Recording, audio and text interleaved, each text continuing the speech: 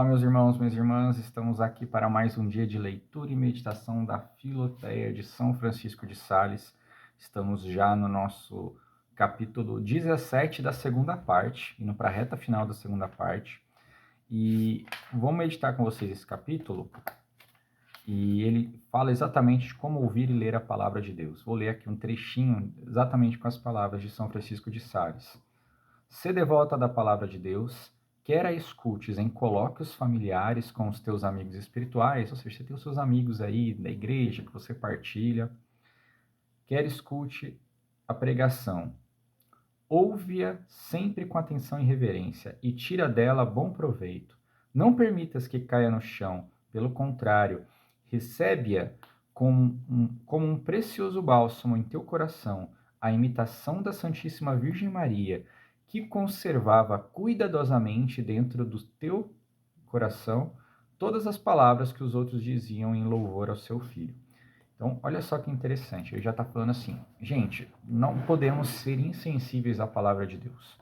Nós temos que escutar bem a palavra de Deus, ser devota, ou seja, uma pessoa devotada é uma pessoa que coloca na outra o seu cuidado, né? Eu sou devoto à minha esposa, eu sou devotado a ela, eu tenho devoção por ela, eu cuido dela, eu me empenho para estar com ela. Então, aquele que ouve a palavra de Deus não pode ser assim insensível a ela.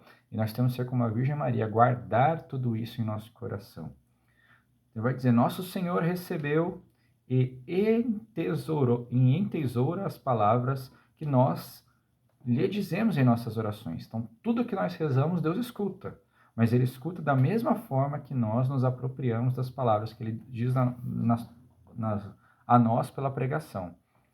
Achei forte isso aqui, né? Então, nós colocamos para Ele aquilo que nós precisamos, da mesma forma que nós ouvimos a sua palavra. Tá? Então, por isso que nós estamos de relação, nós estamos falando de um diálogo.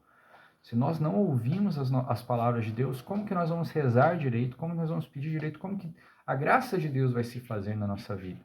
Tá? Aqui é uma relação, tá? Não que Deus dependa do nosso amor para nos fazer o bem. Deus já é puro bem, mas é para o nosso bem que nós escutemos a sua palavra.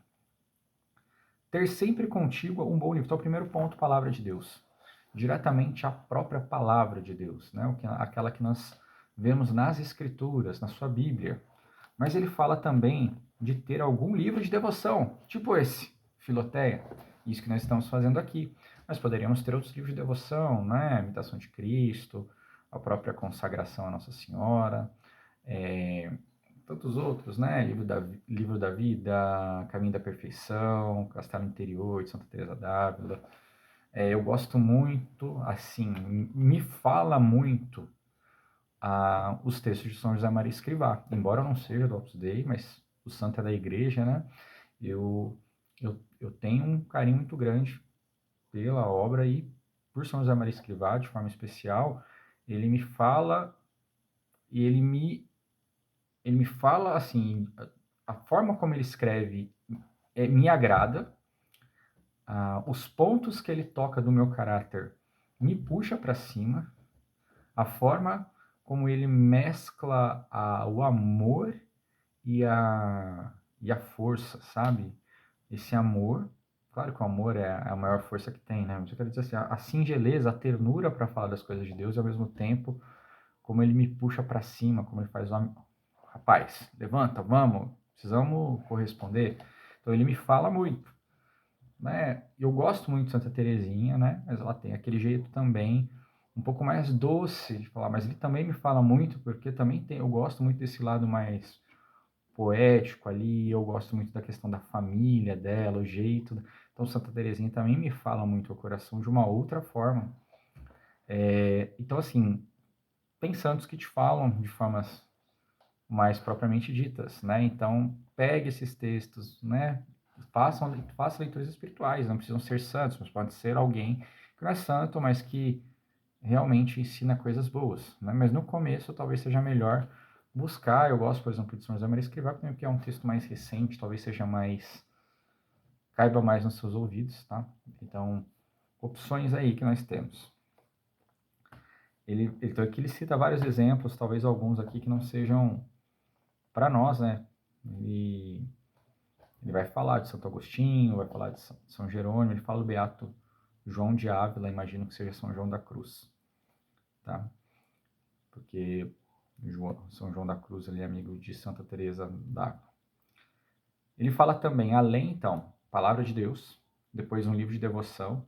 Não está falando para você fazer isso todo dia, toda hora, mas assim, leitura espiritual deve fazer parte da nossa vida, como nós estamos fazendo aqui. A palavra de Deus deve fazer parte da nossa vida. E ele fala, lê também histórias e vidas dos santos.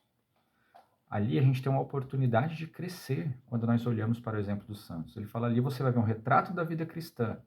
E assim você pode se apropriar das ações dos santos em teu proveito. Ele fala, de acordo com a sua profissão. Ele fala assim, embora muitas ações dos santos não possam ser imitadas.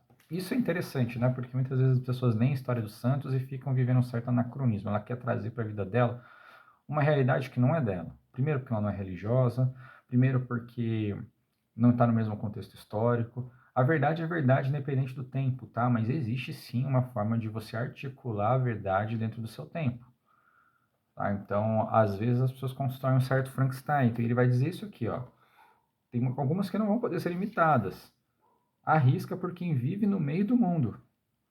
Não obstante, todas podem ser seguidas, de perto ou de longe, né? Então, se você é um religioso, você vai seguir mais de perto aquela história do santo.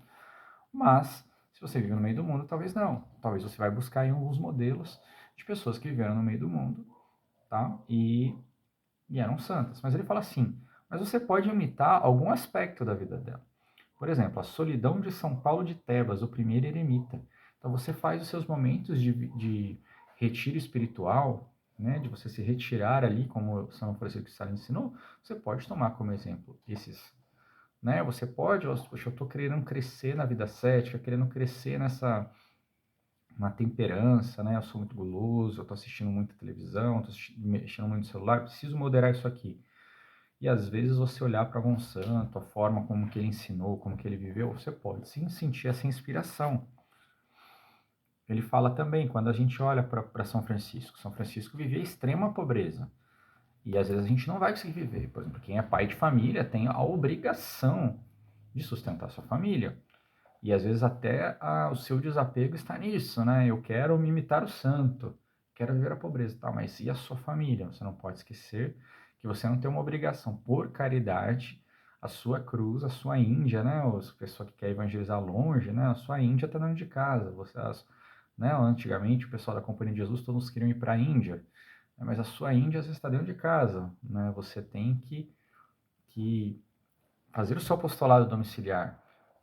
Mas você pode olhar para São Francisco e ser mais desapegado de certas coisas, né? Saber dar a esmola, saber ajudar as instituições, saber abrir mão de coisas para você que às vezes não são questão financeira, mas são questões de apegos emocionais. E você pode aprender com ele. Então ele fala assim, existem dois tipos de história de santos que podem te ajudar.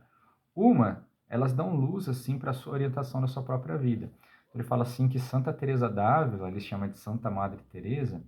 A nossa Madre Teresa é de Calcutá, né? Porque atualmente para a gente ficou conhecida, mas que hoje já é Santa Teresa de Calcutá. Mas na época ele chamava de Santa Madre Teresa, Santa Teresa d'Ávila, ou Santa Teresa de Jesus, conhecido por alguns assim também. Ela fala, ela é admirável nisso. Você pode encontrar isso em São Carlos Borromeu, ele fala São Luís, São Bernardo, nas crônicas de São Francisco e outras do mesmo teor. Você pode encontrar histórias que te iluminem concretamente algo que você deve fazer, como você deve agir. Mas ele fala, e outros você vai mais gerar admiração.